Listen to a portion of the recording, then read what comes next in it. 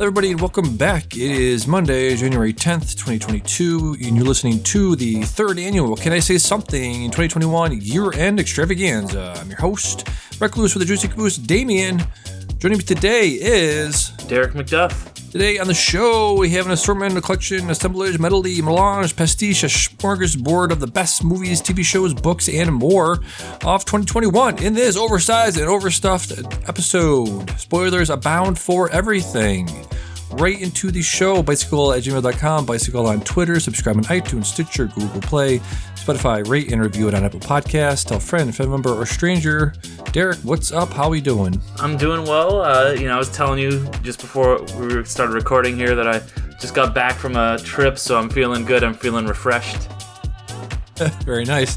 What's like the best stuff you watched this year? Is this year like better than you would say 2020? How would you compare 2021 in terms of the stuff you watched to 2020?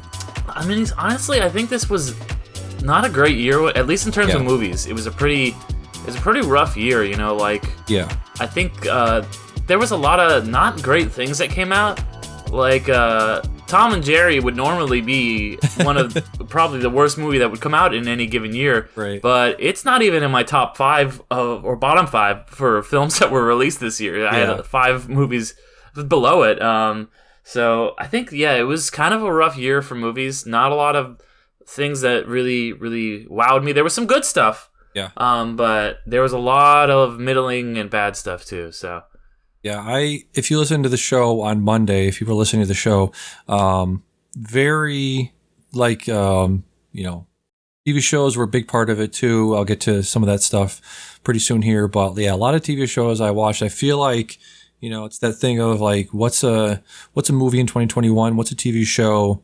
What is, all that stuff. So yeah, a lot of the best stuff I saw this year was, limited series shows. I'm watching Station 11 right now. If that was done, if I could talk about that in a full way, that would probably be on the list. But yeah, you're right. It was a very weird, very disparate, very, what's the word? Just very broken up type of year where you didn't really know like what when stuff was coming out, how good it was going to be. Yeah, very, very weird year, I would say. Yeah, I feel like a lot of it was just, things, the release schedule got so disrupted last year, and then where some things came out, but some things got pushed back, and, not always the best stuff got pushed back, and a lot of stuff they couldn't even film last year, so that, interrupted things and made things a little bit rougher, and sometimes affected the quality, I think, of certain things. Like, I think the end of WandaVision was really hurt by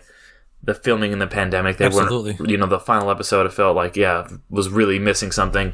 Yeah. So I think that definitely has something to do with it. And I think it was just an off year, too. Yeah. Like you said, the pandemic definitely affected a lot of that stuff, a lot of the production of that. Like you were saying, just a lot of, I think the last time we talked about things like card counter. I don't want to spoil your list, but this isn't on my list, but the card counter. Just a little like, that was fine. That was good. That was like a 3.5 out of 5, just not very overwhelmingly great things, that were scattered throughout the year.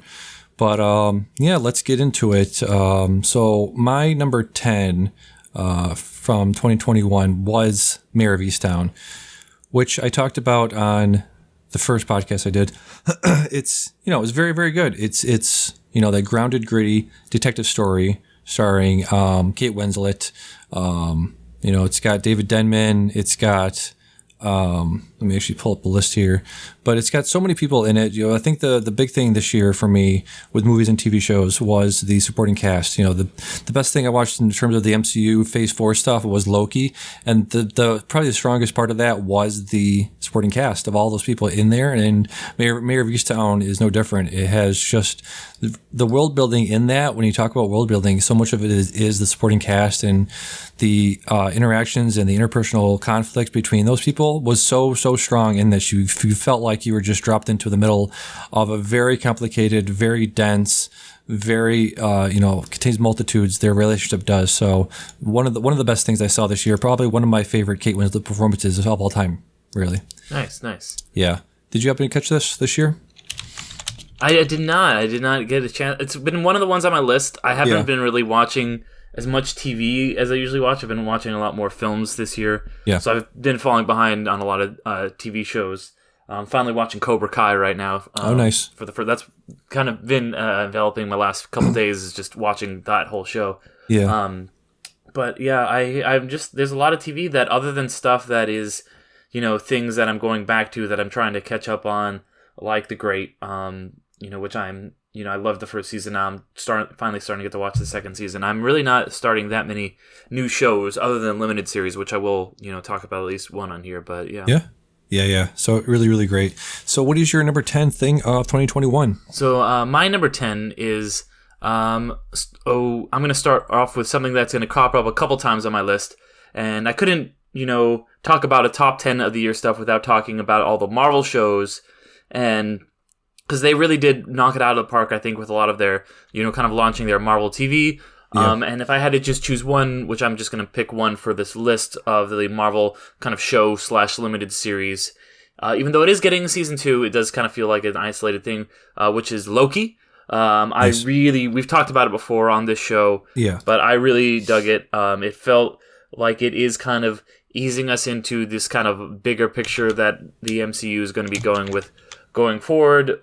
It manages to kind of give us a character that's had a completed arc and give us a new version of him that we are still invested in, while not feeling like the character that we saw was sacrificed. And it does a lot of weird, interesting, creative stuff, the kind of like weirder shit from the comics that you don't necessarily see all the time on the big screen, stuff like Alligator Loki, and you just really though care about the characters and their dynamics. While still being a cool sci-fi show, you do still care about Loki and Sylvie and Morbius and all these different people and kind of just the mystery of it.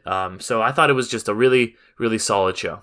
Yeah, absolutely. One of my favorite things I saw this year, actually, now that I think about it, like I was saying with Mayor of Easttown, the built-in character relationships that they had, especially between Mobius and Ravonna Renslayer, those conversations they had in his office where you can just tell these people have had, years and years together and have so much history between each other. And that's conveyed really, really well, not just in the performances, but also in the writing. The writing, I think, was the strongest out of all the MCU stuff so far this year in terms of the TV stuff. I love the show so much. Yeah. Same page for sure. Yeah, really, really great. So my number 9 thing of 2021 was Spider-Man No Way Home. I think, did we talk about this, or I was about to see this in the last time we got together. Yeah, I don't think we really got a chance to dig into it. Yeah, I saw this about a week later. This was incredible. This is one of the, it made $1 billion during the pandemic. So that's incredible right there. So one of the best movie-going experiences I had since Endgame. So that, just giving me a taste of that again was incredible. I went to my local theater. It's not IMAX. It's not a huge theater. It probably holds maybe 100 people, but still people that went there loved it. At first it was sort of that thing of like, are we clapping? Are we doing the clapping thing? I think the first time, let me see, was it Daredevil appeared on the screen? There was like some gasps here and there, some like little claps here and there. That was incredible. I love that. And then, of course, when the portals start opening, these movies draw me in so much that I'm like, wait, what's going on? I could hear whispering, I could hear gasping. And then as Andrew Garfield, spoiler alert for this, but Andrew Garfield steps through the portal and he's like, wait, takes off his mask and he's like, whoa! Just a great cinematic going experience. People cheering and wooing. Just so great. Andrew Garfield, I think, stole this movie, unfortunately. Again, the conversation around Tom Holland's movies is that he doesn't actually get to star in his own movies, which I feel like is a little bit of the case here too.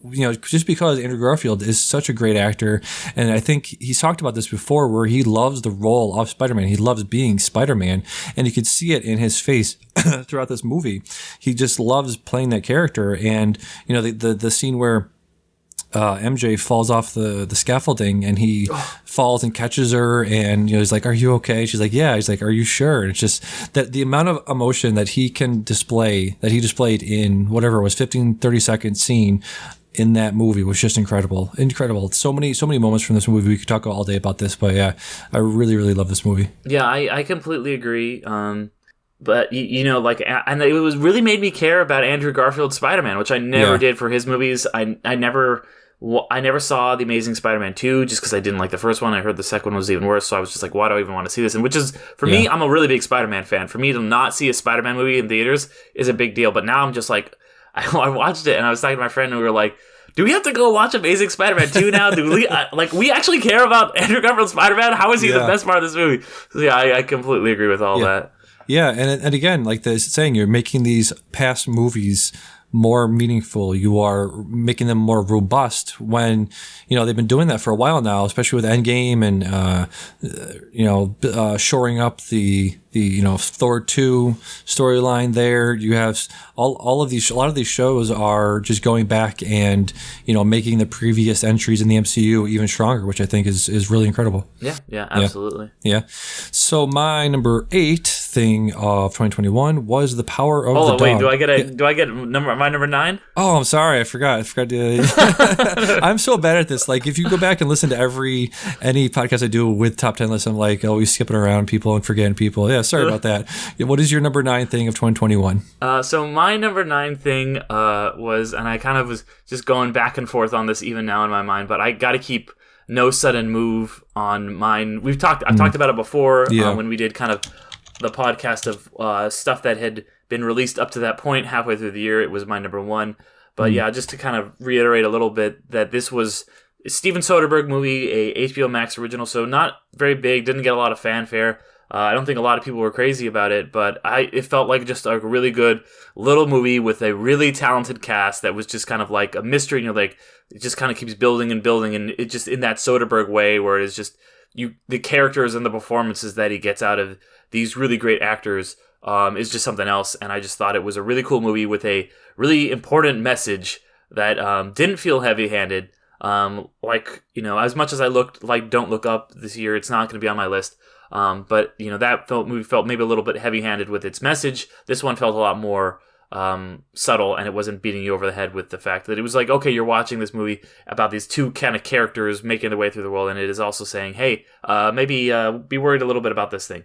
So I did really love that movie. Yeah, I absolutely did too. One of my favorite Soderbergh movies from the past few years. Very interesting. I was watching either a YouTube video or something about how, you know, the car industry then and for a very long time, basically since the entire history of modern, infrastructure building in this country has been just sabotaging anything that can be a threat to their reign basically over this country. They killed electric car, they killed any sort of mass transit, any trolleys, any train, any high speed rail in this country was decimated by them. They just bought up all that stuff and destroyed it. So, and this is another example of that, of them just, getting together as a cabal, as a mafia in this country to just keep the tire industry and the car industry, colluded just to keep everything down, keep their monopoly, keep their power in this country. And it's just so sad and so infuriating to just think about. Yeah. So yes. Yeah, absolutely. No Sudden Move. Very, very, very good movie. So my number 8 thing of 2021 is The Power of the Dog. I had it at number 5 on Monday, but I'm moving it down just because I've seen a few other things. I've thought about a few other things. Power of the Dog is so good. It is about, what the plot is. Benedict Cumberbatch just plays just a very evil man. Is so cruel and mean to his brother's wife's son, and it is so much about repression. It is about toxic masculinity.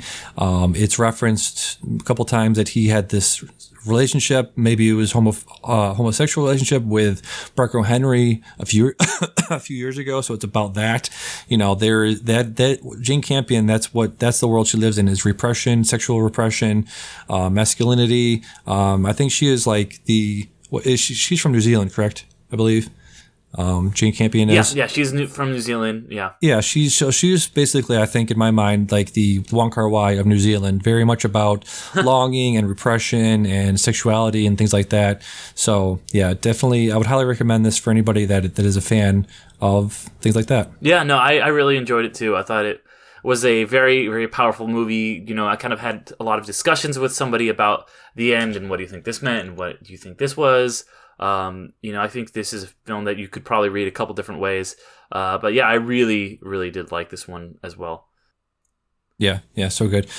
So what is your number 8 thing of 2021? So my number 8 thing is Dune, or Dune Part 1, I guess, as it should be called. I don't know. Yeah. But yeah, this is the best half movie that I've seen in who knows how long. Yeah. It was fucking great, you know. Just it's really cool to see just a movie that is this big of a budget, that is not based on, it's not like a sequel, or I mean, I know there was a Dune in the 80s, you know, but you know, you don't really get a lot of movies like this that are this kind of have this much of a scale that succeed at the box office. Usually when you get a movie like this that's just this weird and has all this crazy world building and stuff, it usually ends up being a huge disaster. And even some of Denny's previous movies, you know, like I was really worried after Blade Runner 2049 did not do particularly well financially, but I thought it was a great movie. But yeah, this one, it just scratches that sci-fi itch, you know, that I love world building and all the kind of just like the details that are put in this world. And maybe not since Lord of the Rings have I seen something where a book was adapted with this much care to the big screen, where you can tell that they really care about this whole, you know, fictional kind of just elaborate mythology that has been created. So it was really cool to see that. I'm really curious to see where it goes from here. I loved all the performances. I love just, you know, the scale and the scope of this huge sci-fi world. Like, this does not feel cheap. I'm glad that they put as much money as it did and that it succeeded, because it kind of signals like, hey, these movies, you can keep making these movies that are based on these weird ass sci-fi things, and they can still be profitable. So, you know, it wasn't a perfect movie. You know, I think that there was some of the main character was not the most interesting, but it is just the start of his journey. It is just part 1. Like I said, this is half of a movie, and I'm excited to see Dune Part 2, and then, you know, I think was it Emperor of Dune, something like that. What it's going to be, So excited for that. Yeah, God Emperor of Doom, I think, is like the 3rd one in that series. Yeah, I've read all the books, but yeah. Not quite sure of the order they go in. But yeah, just incredible movie. Really well said. It's kickstarted my relove of theater going. I saw this in October, and I think I've seen 5 or 6 movies since then in theaters. I saw it in IMAX. Yeah, just a great theater going experience. Really, really loud. Some people say it was too loud. But yeah, like you said, the money they put into it, you can definitely see it on the screen there. A lot of the practical effects are really well done. I love it when, you know, you put practical effects and you merge it. Excuse me. Got a chest cold today or something. You know, that old school, like, merging of practical and CGI you saw on things like, you know, Jurassic Park back in the day. They're doing it now, but on a much bigger scale. And I think Denis, I wonder if you would agree with this, is Denis Villeneuve is sort of the Christopher Nolan. Like, Christopher Nolan kind of wants to be what Denis Villeneuve does, because what Denis Villeneuve does, in my mind, better than Nolan, is building a world in which you actually care about the characters and have emotional attachment to them. And he builds fully fleshed out, fully realized characters. When, you know, looking at Nolan, he does big budget, big scoped things, but I think he does sort of miss the mark when it comes to character development. Do you agree with that? I feel like I think Nolan is not as concerned with characters as Denny. Like, I think that they have different objectives. Like, they're both like guys who are like, we want to make this really big spectacle thing, but like, I think that Nolan is much more of a machinations of like the story, and like, how does this story relate to something, and, you know, the characters kind of are not super important to him. The characters are more just like they're like very, what's the word? I guess they're just kind of placeholders. They're just kind of like, yes, placeholders, or just kind of like, just kind of like they could be anybody. They're just kind of like figures to be there and move the plot forward. He's a lot more plot centric, and not that I'm saying Denis Villeneuve isn't concerned about plot as well, because he clearly is. But I think that they have very different storytelling methods. Nolan is much more concerned with like, Inception and like having all these different layers of stories, and even in something that should like most filmmakers would have a very straightforward movie like Dunkirk, like it's still told in 3 different layers, and they're just I think they're very different sci-fi directors, and who tell their stories in a much more different, like Nolan's more like a Tarantino to me. I mean, Tarantino also has good characters, but he's really interested in kind of like these complex story systems and like telling things out of order. Whereas I don't think Denis Villeneuve, well, I guess he could say that with Arrival, but that's kind of like, dependent on the story he's telling. He hasn't really done anything like that. So I think that it's kind of an apples and oranges thing. Yeah, true. Let me see. So we're at number 7, correct? That sounds right. Yeah, sounds right. So my number 7, I just saw a few days ago, kind of blew my mind. This is a documentary called Woodlands Dark and Days Bewitched. It's a documentary about folk horror, the history, and giving examples of and talking about the history of folk horror in cinema. So folk horror, for those that don't know, it would be something like, recently Midsommar, Ari Aster's Midsommar.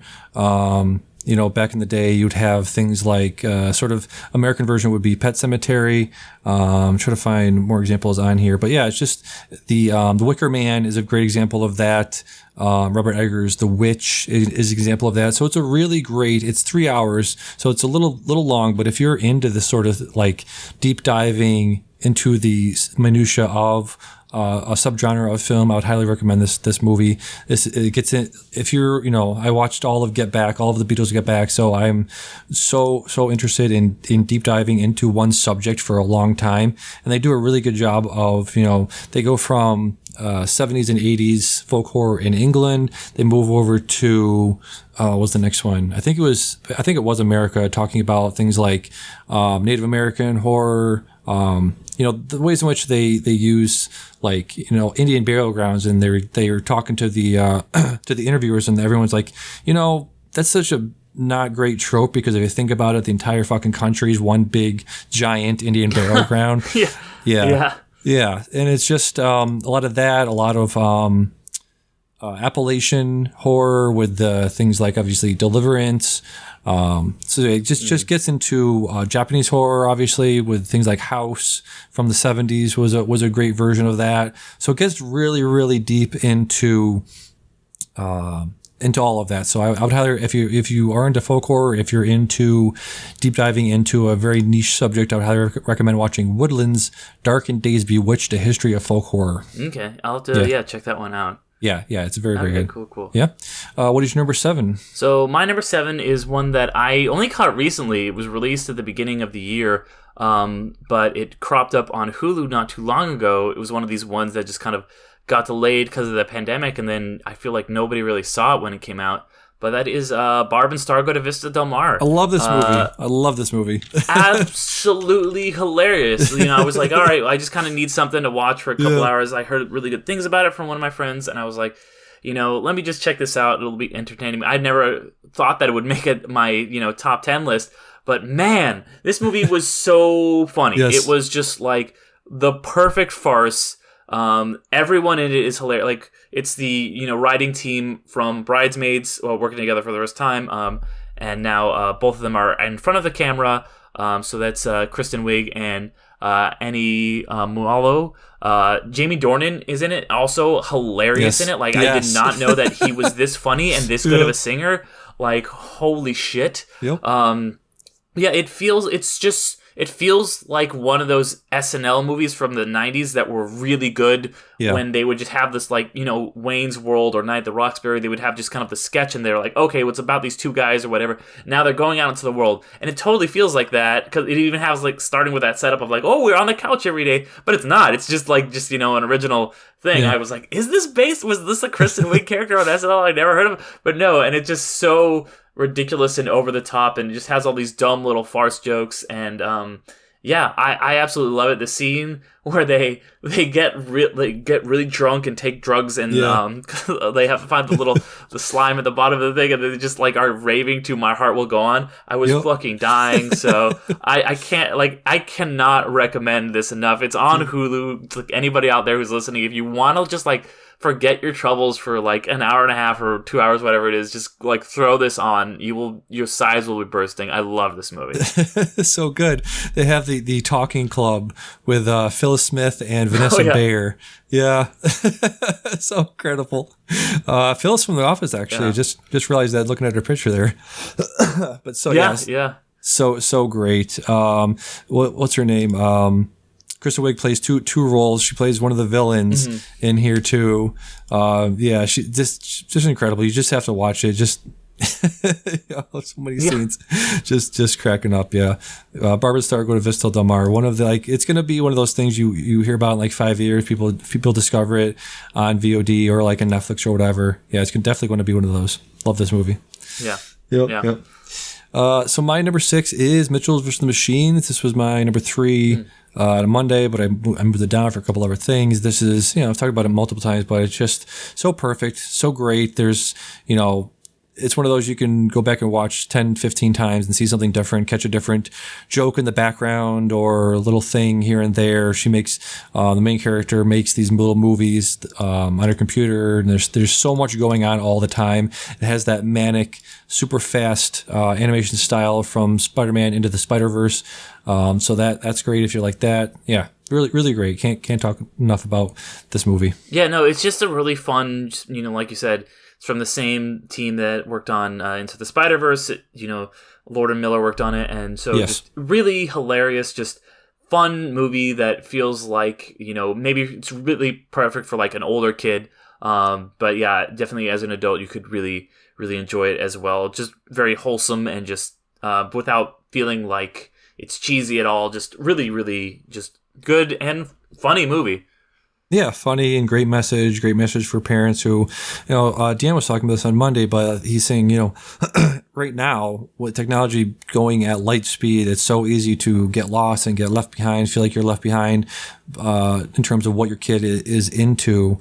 And it's a great way to being like, you don't have to like be deep, you don't have to dive deep into what they're like, and you don't have to like, download all the apps and stuff, but you just, relate to them on their level and sort of ask them what they're doing and things like that. So yeah, really, really great message tucked in there with the sugar, helps the medicine go down there. So yeah.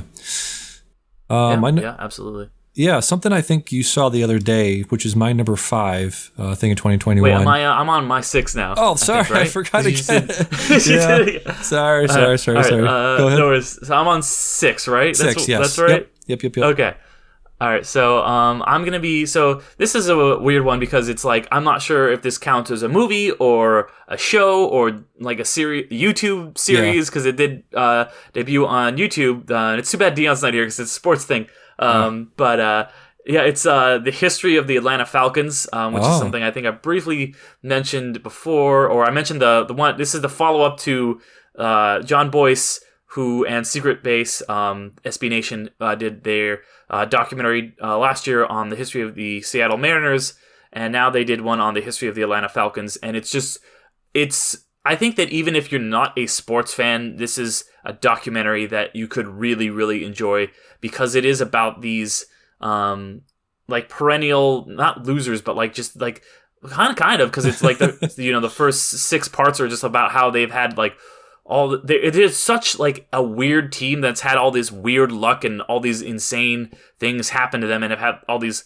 ups and downs, and mostly downs over the years, and just kind of being there in the South, but in this very democratic part has just been a very weird thing where there's just all these different cultures clashing, and just really like it's a very African American area, but just also just being there in the heart of Georgia, which is very much a red state. And the last part is just kind of devoted to the thing that is, the Falcons are most known for, especially the past few years, which is that loss in the Super Bowl to the Patriots, and how that happened right after the election, and it kind of became a way for people to just kind of like be like, okay, the Patriots are the bad guys, which they always have been. Like, let's face it, they're always been like awful Yeah. cheaters. Yeah. But like, and how Bill Belichick is friends with Trump, and he's kind of that guy. And then you also have Tom Brady, who's just like, well, I just I'm not what he's I liked him. And, well, I don't know. Has he said some racist stuff? I wasn't paying attention. I just played football. It's like one of those guys. Yep. And so then you have like the Atlanta Falcons, these kind of just like the guys who were not even supposed to be here, and then they're beating the shit out of him. It's like, oh my god, we got it. And then just to see it slowly kind of slip away, it's just like, we can't have nice things. It's a really, really great documentary. I would say if you watch the whole thing, anybody who's listening, but at least if you can't do that, just watch the last part. They're split up into about 20-30 minute chunks.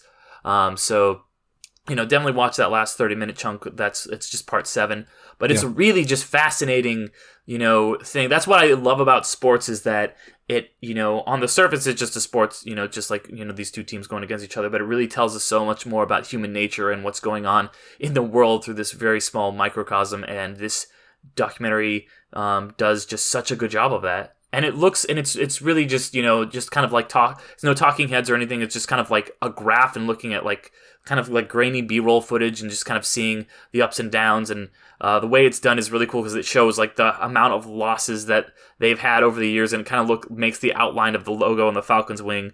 So yeah, check it out, anybody who's listening. And where can we find that? That's just on YouTube. So just look up YouTube, SB Nation or History of the Atlanta Falcons. It'll come up. It's free on YouTube. Very cool. Very cool. Before we get to number 5, let's take a quick break. I'll take a quick bathroom break, then we'll come back into our top 5. Sounds good. And we're back for top 5 things of 2021. So this movie that I'm about to talk about, I think you just saw it the other day. This is one of the most incredible, inventive movies I've seen in a really long time. It is Annette from Leros Carax. Ooh. Yeah. Yes, I did just see this. Yes, I saw this on your letterbox. This is incredible. This is from Derick McDuff. He did one of my favorite movies from the past 10 years. I guess be 15 years almost now. Holy Motors in 2012. Really, really unique, inventive way of storytelling. It was basically about, I couldn't even get into what it's about, but it's basically like your identity and as an actor playing different roles. That sort of thing. And I think Annette is very much that too. This stars Adam Driver, Marion Cotillard, and Simon Helberg, and also stars a little doll, a doll called Annette. Adam Driver's character Henry and Marion Cotillard's Anne have a baby, and the baby is representative as a doll throughout the rest of the movie, which sounds like it wouldn't work, but it really does. The music was done by Sparks Brothers, which I was just introduced to earlier this year with a great documentary called Sparks. This movie is wild. It starts off with them like in a recording studio, and they walk out into the street and start singing a song like let's get started or something like that, and it just gets wilder and wilder from there. I really there's so many scenes and set pieces and just wild storytelling techniques that I've really never seen before.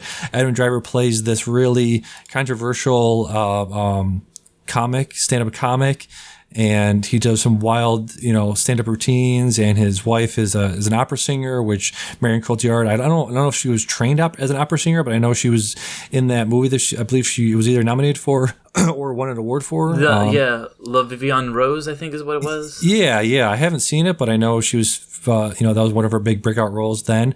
And she does. I think she plays an opera singer here. This is just a wild movie. Let me hear what you think about this movie. I'm still not sure, to be honest. I watched this movie 2 or 3 days ago, and I still haven't given it a rating on Letterboxd because I'm like, I don't know. It's such a mind bender, this movie. I've just been thinking about it so much for the past few days because I did want to watch it, in anticipation of just talking about best stuff of the year. Yeah. And I was like, I was like, I'm like, was this great or was it just pretentious or what because it's one of those movies I'm like, I don't know what it was saying. It's something I've just, it did its job in getting me to think about it a lot. And I still not sure exactly where I come down on it because it was very, very interesting.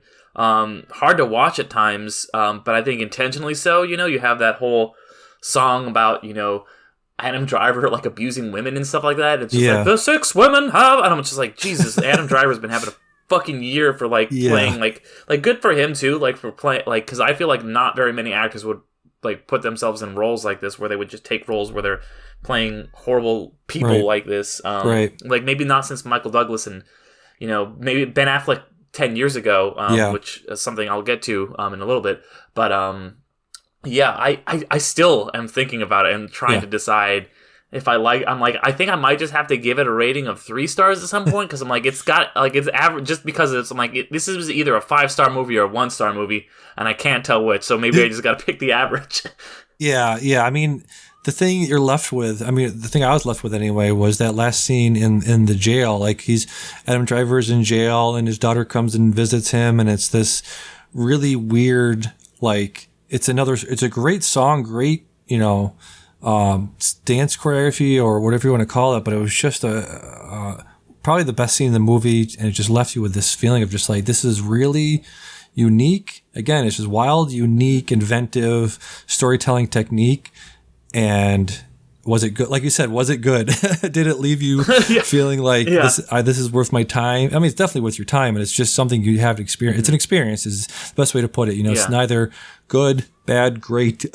It's just something you really have to see to believe it. Yeah, absolutely. It's definitely, I think, something that people, I think, should experience. And it didn't grab me in something else way that, like last year, when I watched I'm Thinking of Ending Things, that was just so weird and I was so captivated. This was more like, I'm trying to figure this out the whole time, and like how I feel about it, and I still like days later I'm not sure. Like I said, which is a great, it's a great review of a movie to say like, this really hit me so hard that I don't know. It just confounded me, left me in a daze, and left me wondering how I should feel about it. That's a positive thing to say about a thing sometimes. So what is your number 5 thing of 2021? So my number 5 is one that I had been meaning to watch for a while. I missed it in theaters because it only had a very brief theatrical run, but I actually got to watch it when I was on a plane the other day, going up to my vacation, and that was Joe Carnahan's Cop Shop, which is just a really great. I bet the best way I could probably put it is a smart dumb action movie. Like, it seems like it's just he does that a lot where he makes these. He did Smokin' Aces and The Gray. He's made all these kind of great just like shoot 'em up movies that are actually so much more than that. And I think this is one of the most inventive, just pure action films that I've seen in quite some time. It's got Gerald Butler, Frank Grillo, and then a couple people who are a little less famous. Alexis Louder, and then Toby Huss plays this absolutely insane madman. And a lot of movies, I'm reading actually right now a book on kind of like storytelling and screenwriting, and one of the things they talk about a lot is you can have just your good guy, your bad guy opposition, like so many things do, but what's a lot more interesting is what the book calls 4-corner opposition, where you have these 4 characters and each of them wants something different.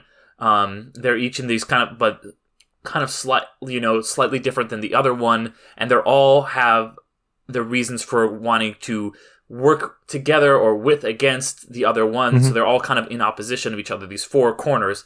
And this is the first movie that I've seen since I've read that where I was like, oh my god, this completely hits it, because these 4 characters, just to sum it up quickly, there's a character played by Frank Grillo who kind of gets arrested, Teddy, who he's kind of just trying to get himself protected because he's working with the mob, and then the cop who arrested him, this hitman comes in, he pretended to be a drunk guy, so he gets arrested too, and then this other hitman who's a lot crazier comes in, and he's just like this Looney Tunes character, and you're just kind of like, the way that like they all are kind of just interacting with each other, and it's like who trusts who aligns with who's gonna backstab who, and they all are just kind of like just in this mess, and anyone, like, you're like, oh man, maybe this person's gonna die at this time, and oh wait, maybe they're not actually dead, and this person's gonna come back, and they just kind of, there's other characters that come in, but it is really just this 4-point thing. And just, if you like good action movies, Joe Carnahan makes really smart action movies. It's made for $5 million, but it looks like a movie that was made for like $30 or $40 million. He's really good at that. This is definitely, I feel like, the successor to Smokin' Aces, which is a very underrated movie. But yeah, I'm really glad that I finally got a chance to watch this, that it was because it feels like I was like, this movie feels like it would be one that would be on a plane, because it's like it didn't do super well, but people still kind of knew about it. So maybe, and I was lucky enough to get a chance to watch it, and I would recommend it to just about anybody. Yeah, a lot of the descriptions you were mentioning there sounds like Bad Attempts at the El Royale from a few years ago. Yes. Oh my God. Yes, it's a lot like that. Yeah, I think Drew Goddard is in the same kind of category as. I absolutely love Bad Attempts at El Royale. So it is very much that same kind of feel. Yes. Nice. Yeah, I haven't seen Cop Shop yet, but just based on that description, I'll definitely check it out after this. Very cool. Let's see. So we're at my number 4. I kept Midnight Mass at number 4. It was in my top 3 on Monday. Moved it down. I pretty much said everything then, but it's such a masterpiece of about talking about it's about fanaticism, like religious fundamentalism, spirituality, belief. It's about fundamentalism when it comes to people just saying like this is the religion, this is the word of God, and if you don't believe it, then you're a non-believer, you're a heretic, you're a whatever. You're either with us or you're against us. It's very much about that. So you can apply that to many different things these days. Politics and sports and so many different things.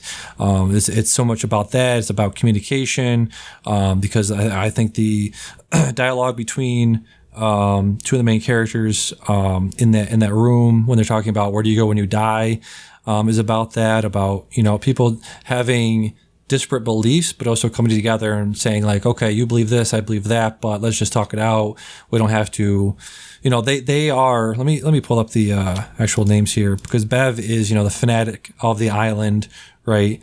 You have Aaron and Riley are the exact opposite of Bev. They are people that have different beliefs, but they're also able to come together and say, listen, you believe that, but we're going to come to an agreement here, as opposed to Bev.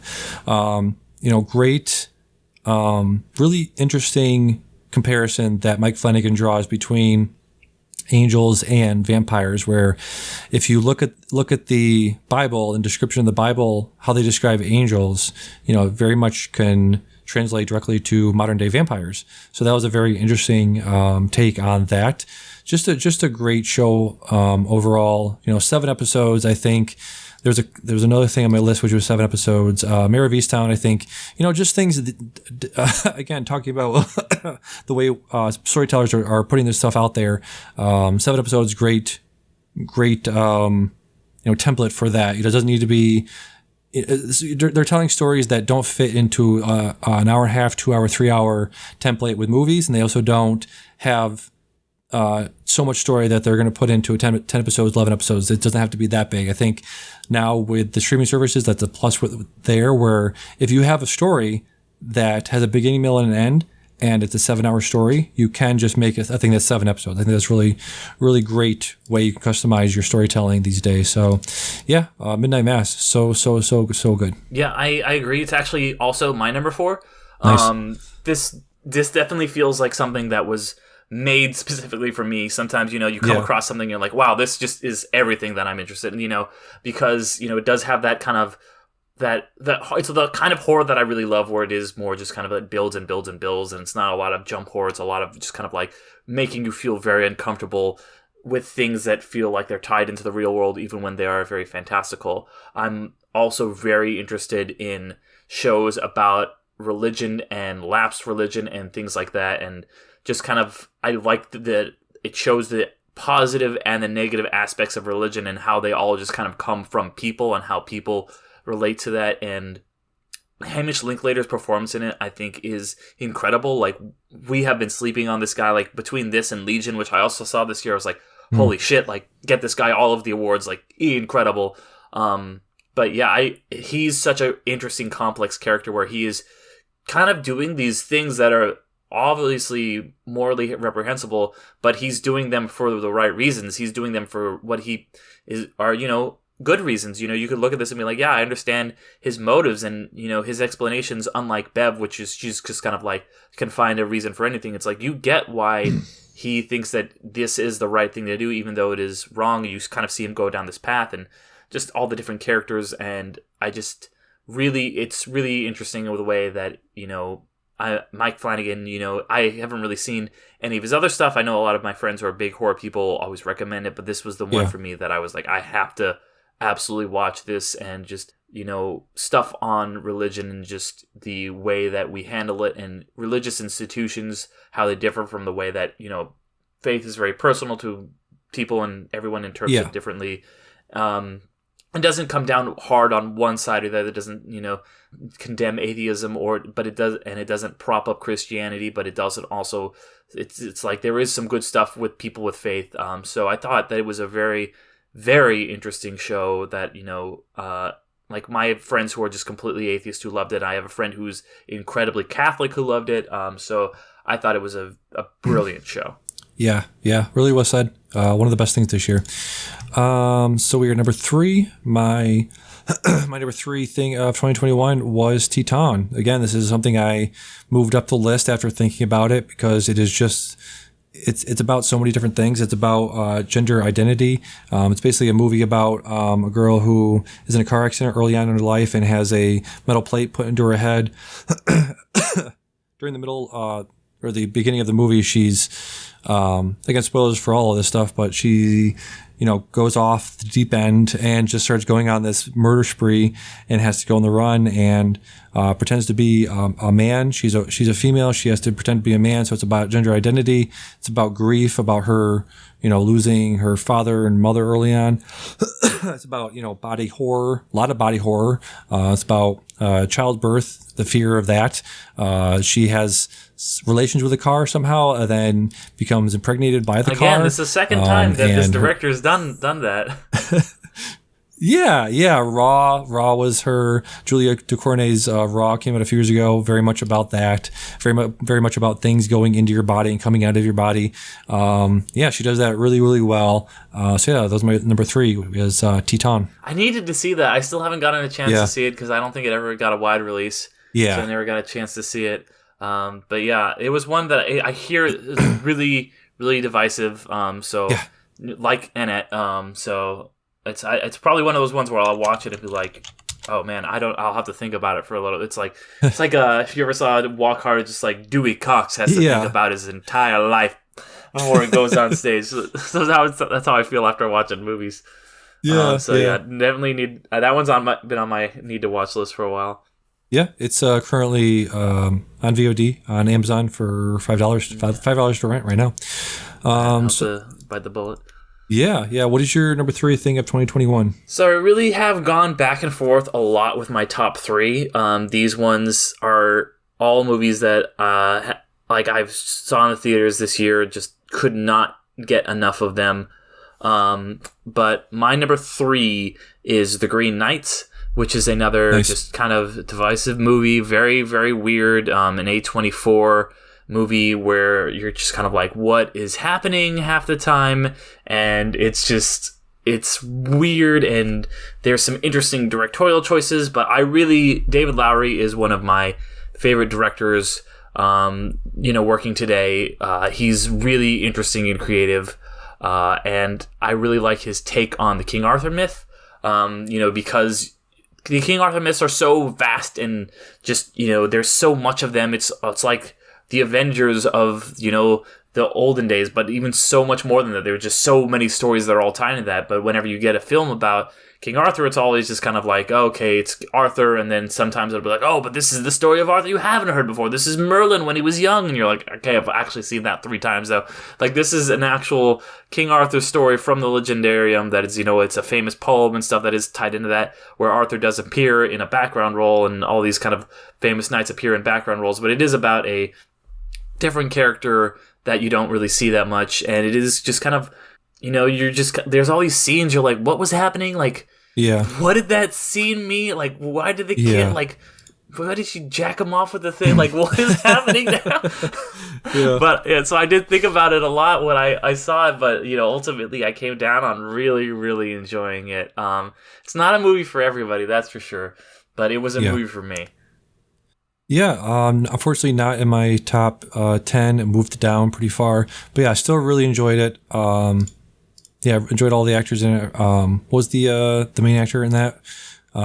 Dev Patel, who like. This is, I really liked him. Like, I've been kind of hot and cold on him. Like, I didn't really think he was great when he kind of broke out on Slumdog Millionaire, but he's an actor that I think has grown a lot over the years, and just kind of has found his own thing. And I think that he really was a perfect fit for this film.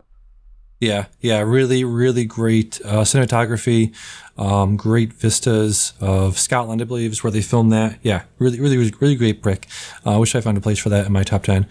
Let's see. So we're going to number 2. My number 2 film is, again, something I just saw recently, very recently, but it really just like with Annette, I was like, what the fuck did I just watch? It is, trying to find the director's name, Paul Verhoeven's Benedetta. This movie is fucking wild, dude. Let me see. Yeah, it stars Virginia Efron as Benedetta, new on the scene apparently. Haven't seen much of her in movies like An Impossible Love, Sybil, and Bye Bye Morons, a bunch of stuff I'd never even heard of. But it's also starring Charlotte Rampling as the Abbess. You got Lambert Wilson, who was the in the Matrix films. He was the the Merovingian. Merovingian, yes, thank you. Yeah, he was that. We have books and films. Did you see Resurrections? I did, yeah. I had mixed thoughts on it. Yeah, but he was wild in that. Came back in that. So yeah, Benedetta, it's just a wild movie about I don't even know what the fuck's it about, really. This woman who has like possessed by the devil, and she's like accusing other people of it. Just, this is what people are basically referring to it as like a midnight mass, but with sexy nuns. Just nuns fucking all over the place. Just there's weird sexuality all around this thing. There's one part where Charlotte Rampling travels to let's see, what's his name? The Abbess's like compound or whatever. And one of the serving girls comes out and she's pregnant, and she's like, I have really fresh milk. She just whips out her tit and just starts leaking milk out of her boob. And she's like, what is this fucking movie? Paul Verhoeven is, for those who don't know, was the, director of RoboCop and Hollow Man, Starship Troopers, Total Recall. So just very transgressive director. He's one of these guys that makes films, and this is a film that people talk about, I think are going to be talking about, where it's just like, oh, you couldn't make, fucking Blazing Saddles today. No, actually, look at this movie and tell me you couldn't make Blazing Saddles today. Fucking got nuns over here just fucking, and just, it's crazy. One of the most insane movies I've seen today. I would absolutely recommend watching this movie. Yeah. Just incredible. Yeah, because it's interesting. I haven't seen it yet. I've been wanting to. It's one of those movies that just never got a wide release. Yeah. But, it's, Verhoeven, I love all of his, like, 80s, 90s action movies. All the ones you had brought up, and obviously, like, stuff like Basic Instinct and stuff. So I kind of know him as this, like, big budget film director who makes these, really big movies that like have like weird layers where like, oh yeah, on the surface Total Recall is just like an action movie with Arnold in it, but actually like, is this all a dream? Like, what's it saying? Like Starship Troopers, is that like a critique of like fascism? Like RoboCop is like an allegory for Jesus. And like, so and those are all these big action movies. So I was really curious to see what he does in just kind of a quote unquote, as we would see it over here, a foreign language film that is just on a much smaller budget, not these movies that he was making in the 80s, 90s. So I do need to see it at some point, because he is very much a director who just does not care about like what social norms are or like anything like that. So I would be very curious to see what he would do with this. Yeah, I do. Just wild performances again by Virginia Efron, something like that. But yeah, just one of those like, where did this person come from? She's possessed by some sort of demon spirit, so she's constantly flipping out and doing all these wild manic performances with her body. Yeah, just incredible. Again, another wild movie. So that was my number 2. What is your number 2 thing of 2021? My number 2 thing was The Last Duel, which is a Ridley Scott directed. It famously, did not do well at the box office. Ridley Scott blamed millennials for looking at their phones. I think he meant Gen Zs, because he's very much an old touch out of man who's yelling at a cloud.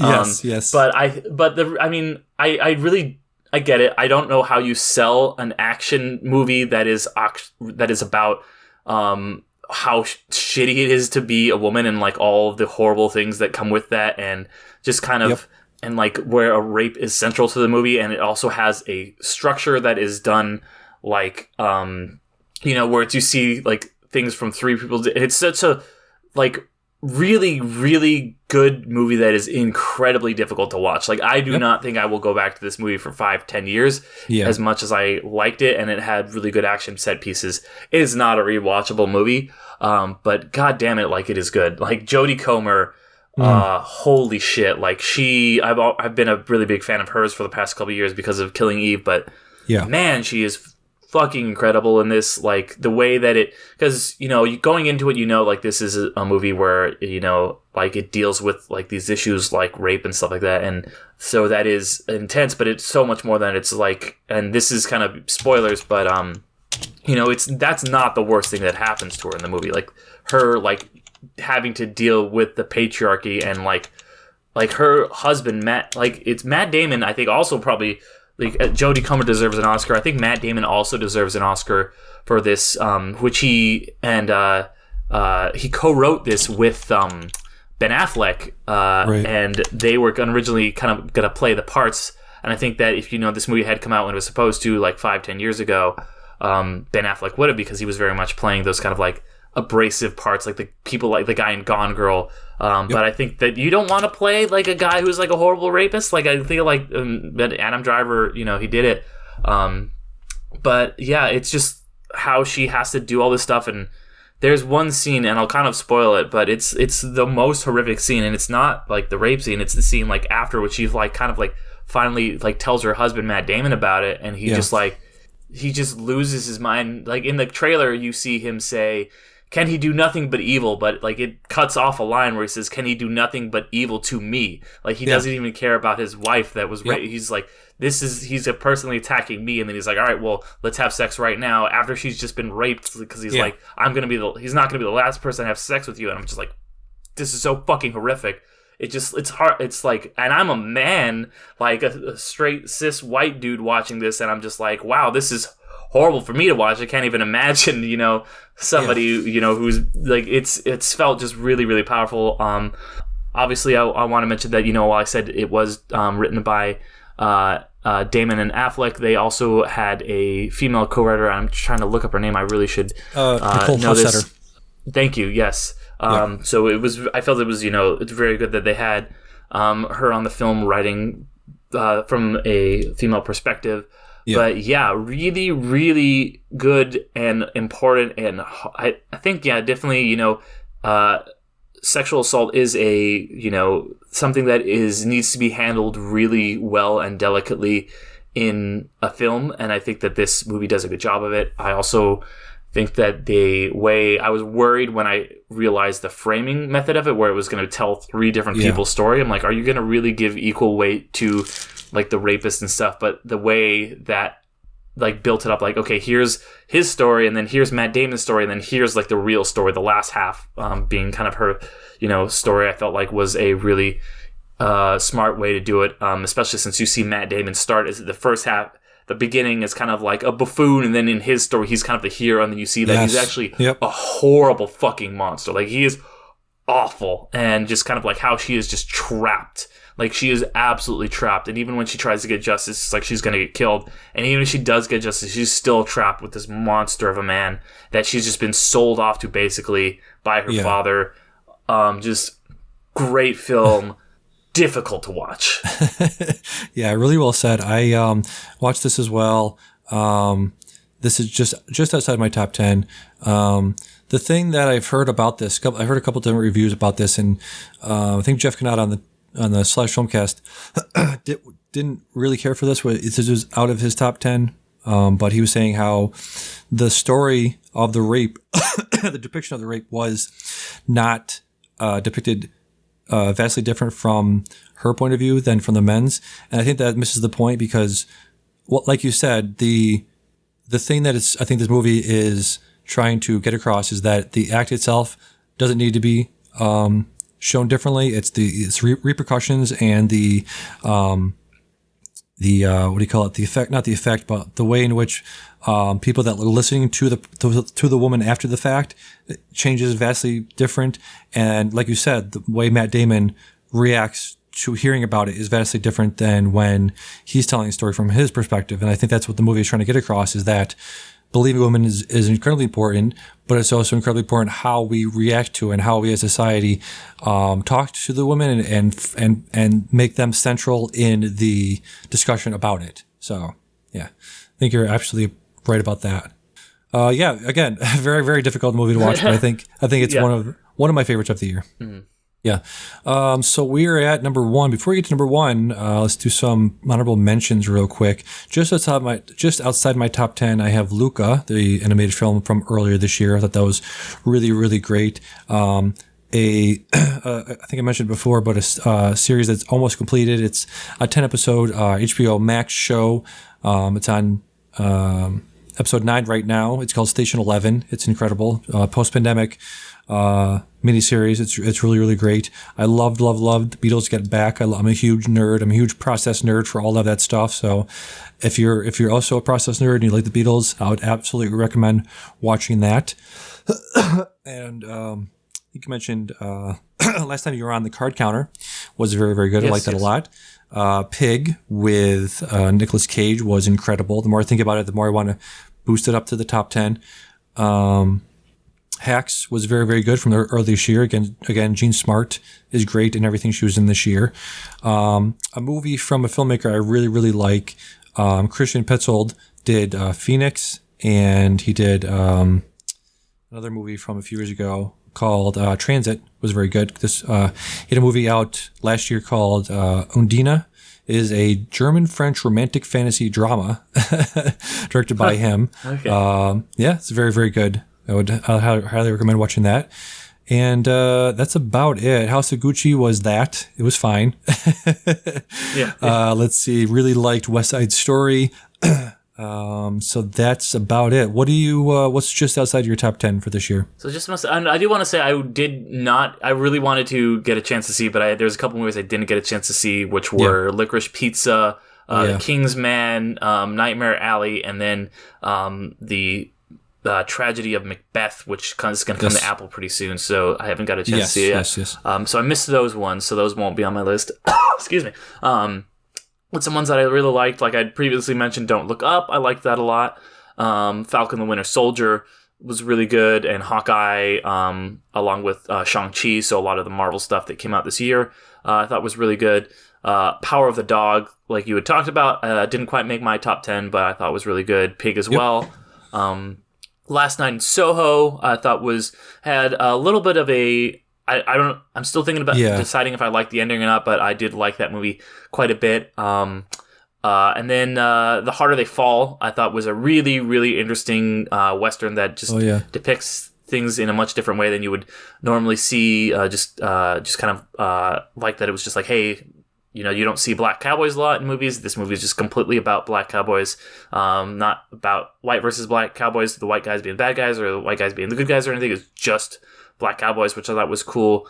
And then one movie that kind of surprised me, it wasn't an incredible movie, but I just had a ton of fun watching it, was Resident Evil Welcome to Raccoon City. If you like the games, it's just a good dumb action movie that I've really just enjoyed watching. So those are my other honorable mentions. Very nice.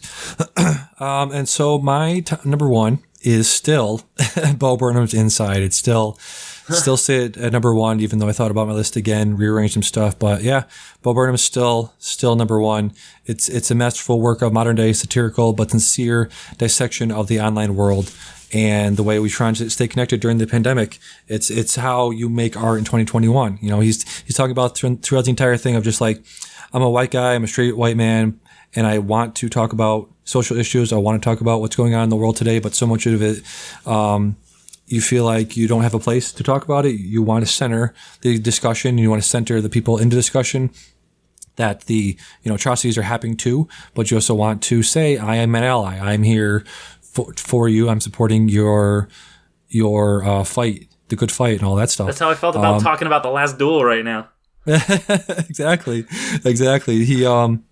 And the thing I mentioned about musicals this year is that if you separate the music from the musical, if you want to listen to it separately, I think that's a huge success. That's a huge plus in my book for that type of stuff. And the music that he made for this absolutely works separate from the thing itself. You can listen to this on Spotify. This is one of my top things I listened to this year was, White Woman Instagram and let me pull up some of the other songs in here. But yeah, just curious if you watched this and curious if this is as high on your list as mine. I did like it. I think I gave this one 4 out of 5 stars on my Letterboxd. I didn't mention it on my honorable mentions. I probably could have. But it's one of the better films I thought like this year. Very interesting. Like, I don't know if you would call this a documentary or just like a straight up movie or what, because it is kind of this weird hybrid, but it is just kind of, I think the most interesting thing it does, and it does a lot of interesting things, is kind of just plays with the form a lot. I've really found that to be intriguing. Yeah. So like Welcome to the Internet is great. All Eyes on Me.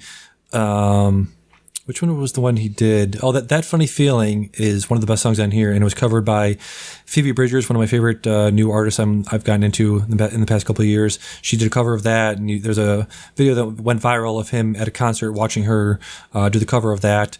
And it is he's so genius about covering important social issues, but also making it funny, but also making it satirical, and making a point of it in a different way that you really haven't heard before.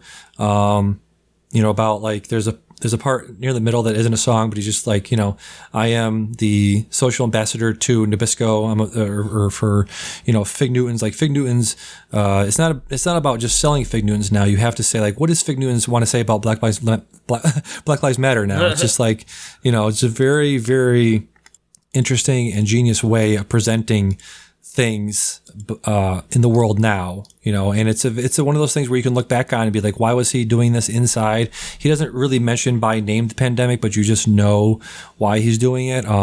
Also very heartbreaking that he mentioned near the beginning that he had, a lot of social anxiety, a lot of panic attacks doing performances for about four or 5 years, and he had finally built up the courage to go back out and do it, and that was the beginning of 2020. So really, really smart, funny, heartbreaking, genius thing of this year. Just one of the best things I've seen in a very long time. Yeah, no, I definitely enjoyed it as well. Yeah. So what is your best thing you saw this year? So, my tendency was like, okay, like I'm gonna, I try to consider myself an actual connoisseur, like a real film critic, and so I was like, all right, I was kind of like thinking about The Last Duel and The Green Knight, and then they have this kind of, more prestige movies. But you know what? I couldn't not pick this for my number one. I have to pick Spider-Man No Way Home. It's just, it's so good. It's just so, it's just what, you, all the stuff you said about it when you touched on it on your list. But man, this movie, it gives you everything that you would want. Like, going into it, I was like, there's no way that it's going to have all of the Spider-Man, and it's going to give me a Charlie Cox cameo, and it's going to, deliver on all of these different things. And yet it does that. It does all of these things that are fan service, that are very, nostalgic leaning, that are, just kind of there for the fans. But it makes it feel like there is a reason for all of this. Like, I was like, okay, it'll probably have Toby and Andrew, and that'll be fun. But the reason they were in it, I know the reason they were in it, but the reason in terms of the film they were in it, it felt organic and natural, and it felt like a natural progression for them to be in this universe, have them kind of pulled in, and kind of the way that they are dealing with these issues, like the issues that they were dealing with that you saw them deal with in their movies, are perfectly positioned for what he is going, the Spider-Man that is the Tom Holland version of Spider-Man is going through, and to see Andrew Garfield dealing with how he wasn't able to save Gwen, and then having Tobey Maguire, he's older, he's wiser, but he's still dealt with all these things where he feels this guilt over letting Uncle Ben die, and he's there when they're both there when Aunt May dies for him, and just it shocked me at how absolutely just this much was both a fun, like just MCU, just like everything I would want from a Spider-Man movie, but also a damn good movie. Like in the way that I don't think I've seen since Spider-Man 2. Like I've loved every Spider-Man film, but this just felt like it's a good fucking movie that also just gives me all of the things I would want when I was 12, when I was 21, and when I'm 32. Like it's got everything that I would want from a movie. And I'm seeing that it's getting a really big push from Disney in all categories, including Best Picture, which I like. There's no fucking way. Like, I mean, even Disney owning half the world, I don't think that they could do it. But like, that would be so cool if it just got a nomination, because I do want to see the Academy Awards give Best Picture to a movie like this that is very affecting and emotional while still being a big budget movie. It doesn't all have to be The Last Duel and The Green Knight. As much as I love those movies and I hope both of them get nominated, I also hope this gets nominated. And in the 70s, movies like this would get nominated. Star Wars got nominated. Jaws got nominated. True. And they don't really do that anymore. It's all kind of just about prestige pictures and quote unquote whatever that means. So I would really love for movies like this to get some love, and for this kind of like, there is a lot of people out there who are big film buffs who look down their noses at Marvel stuff, and it pisses me off so much as somebody who is a really big film fan and who is a really big fan of Marvel stuff. It's not all incredible. They miss the mark sometimes, but when they hit it, like, this was so good, and it deserves recognition. Yeah, the last thing they recognized as the Academy, in terms of, I guess, big budget fantasy epic, I guess, was Lord of the Rings, right? Mm-hmm. Yeah. So that was 20 years. That's the only time a fantasy film has ever won Best Picture, I guess, unless you count The Shape of Water, which is kind of a hazy area. But genre films do badly at the at the Oscars, and big blockbusters also do badly. But I think that there is a real genre bias and a real bias against these kind of movies. Yeah, I'm so conflicted about that kind of stuff. I think about that stuff a lot. Listen to a lot of podcasts. Big Picture talks about this a lot of, what does it mean to be nominated? Should they have a popular movie category? Should this be segregated to its own category? All this stuff. I don't know, man. I really don't know, because you get into that area of like, what does an award mean? Is the Oscars so out of touch? Nobody watches the Oscars anymore. So would an average MCU fan, right, watch the Oscars and be disappointed if it wasn't nominated? So it's like, if you're not catering to the audience that watches the Spider-Man movies, then what is the point of nominating it, right? Yeah, well, I think that's like, the Oscars are trying to be relevant, and I think that's why they were like, we're gonna have a popular movie one, so we can get that Spider-Man viewer like in without having to like quote unquote taint our like the Best Picture, so we can have our separate Best Picture winner over here and still get that audience, but not actually have to really give them the award. So that's something I was very much like, fuck this, like this is just a way for you to not really recognize these movies while still grabbing their audience. Yeah, I'm looking at like the top predictions for the not Best Picture nominations from Variety. So they have Belfast as number 1, Power of the Dog number 2, and then you have a fantasy epic, Dune, as number 3. So that's interesting. If you include that, interesting. Yeah, if you include that, you could also then make a case for Spider-Man. But it's I think what they try to avoid, the Academy does, right, is to say like, okay, Spider-Man, you made $1 billion. You don't need an award as well. Your award was money, right? Yeah, I feel like their mentality, wrong or right, is you either get an award, you either get recognized critically and you get an award at the end of the year, or you get cash. You can't have both, right?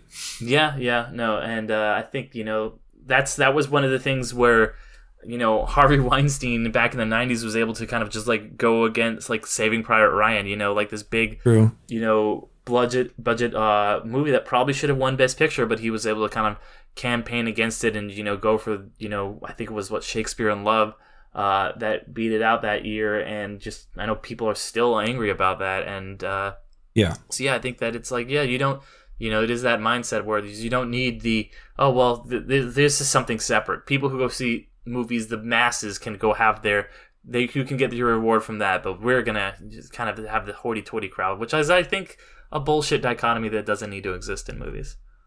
Yeah, absolutely. I mean, at the end of the day, too, you have, one award, one Best Picture, and it's interesting because you have so many Best Pictures, especially from the past few years, but also, 20, 30 years ago, the Best Picture winner, just like with, I think, with American Idol a lot of times. I don't watch American Idol, but I know the winner doesn't always go on to be super successful.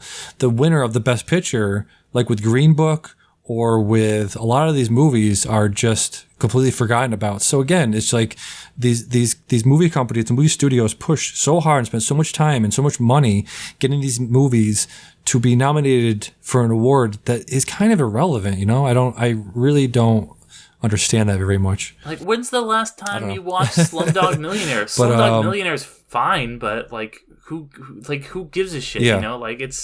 It's a very forgettable movie that was big for a moment, but we moved on. Nobody cares. Yeah. So just getting back to Spider-Man, talked about that actual movie. Really, really great. I agree with everything you said.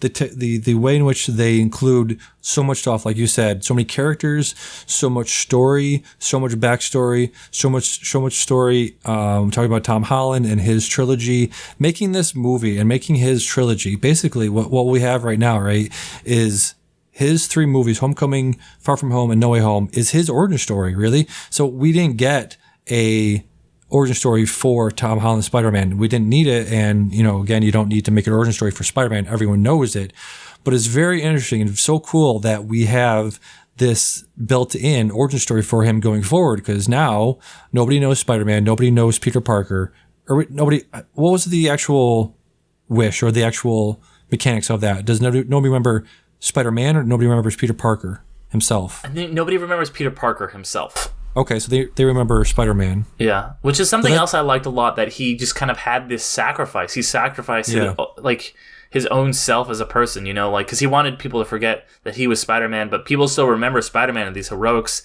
but he has no personal connections. He has all these great achievements and stuff like that, but no one knows who he is. He's lost, his aunt died, so the only people that he cares about in the world, his friends, his superhero friends, don't remember who he is. His girlfriend doesn't remember his best friend doesn't remember who he is. So he's just truly alone. And to have him make that kind of heroic sacrifice at the end of this movie to just kind of go above and beyond, and that's what's so great about Spider-Man. And I think that's what's so great about this movie is that Spider-Man, even in the movies that I've liked of Spider-Man, he just is kind of saving the world, saving people. And he does have to sacrifice things, and I've really appreciated that. But in this movie, he's not just stopping a big sky being from turning people into lizards, or doing whatever it might, stop being a bad guy. He's trying to save people, and that's what makes Spider-Man such a great hero, is that he's concerned with helping people out. Even these quote-unquote bad guys, Doctor Strange is they made the choice, we're going to send him back. But he's no, at great personal cost, he is trying to help these people. And that's who Peter Parker is at his core, is someone who wants to just save people and help people and do the most good for just the individual that he can in the world. And this is the first movie that I feel has really hit that ahead. Yeah, absolutely. The entire characterization of Peter Parker was just a kid from Brooklyn. He's broke. He's not, in the comics he's an Avenger, but the story that people know of him is he's just this small kid from Brooklyn that's just trying to do the best he can. Yeah, you're exactly right. Yeah. They brought him back to his roots in this movie really, really well. Just to put my nerd cap on there and just to get a little minutia, did Doctor Strange say everyone in the world is going to forget Peter Parker? So does that mean that Thor and the Guardians being off-world would remember him? I don't know. That's a good question. Yeah, that's interesting. Guardians, who else? Captain Marvel was off-world. The Eternals don't know him, but Captain Marvel would know him still, so that's interesting. So he has some people out there that he could reach out to if he needs to, if he wanted to. That is our top 10 list of everything from 2021. I'll go back and insert some of the some stuff in there. So I'll put that on the website and on the file itself for the podcast, so people can actually look into that. So, yeah, not like you said, not a great year, not great in 2021, but some things that I still got to watch. Looking at the best of stuff that Variety has for Oscars. Drive My Car is like nowhere. Drive My Car is a movie from this great director. I don't have his name in front of me, but one of the movies people keep talking about over and over again. I still, like you said, I still got to see Licorice Pizza. I think it literally just came out yesterday around here, so I'm actually going to get to see that tomorrow, which I'm very excited about. Nightmare Alley. I've heard some middling things about that. Not too excited about that. Come On is a movie that I'm excited to see from A24 with Joaquin Phoenix. I heard very good things about that. Just going down the list of things I still want to see. Flea from Neon. I feel like Neon is a great competitor for A24 in terms of smaller distributors that are working today. A couple of movies we didn't mention. Spencer, we saw that we talked about that we weren't too high on. Red Rocket, I still got to see from Sean Baker, obviously director of things like the Florida Project. Really want to see that still. Just a pretty good year. 2019. Yeah. I think recently biased aside, 2019 was one of the best years we've had in a very long time, and I think it will be one of the best years. Unfortunately, for a while, right? Yeah. Jesus, that was such an incredible year. Yeah, 2019. That was a hell of a time. Yeah, the heady days of 2019. We didn't know that was the best we were going to get for a while. We didn't know it was ahead of us. Yep, go back and say, like, do that Adam Sandler thing of hold on to your childhood, hold on to it, grab yourself by the face and be like, hold on to this feeling. It's not going to go away very soon. As long as you can. Yep. All right, so I think that'll bring us to the end of this podcast. Thank you for coming on. I wish you would able to come on last year, but we had a little scheduling snafu. Really wish you'd come on to that. But yeah, glad we could get together and do this. This is a lot of fun. Thank you for coming on. Yeah, thank you for having me. Yeah. All right, so I think that'll do it for Can I Say Something? I have been Damien. And I've been Derek. And we'll see you next week or in 2 weeks or sometime. See you then. Bye.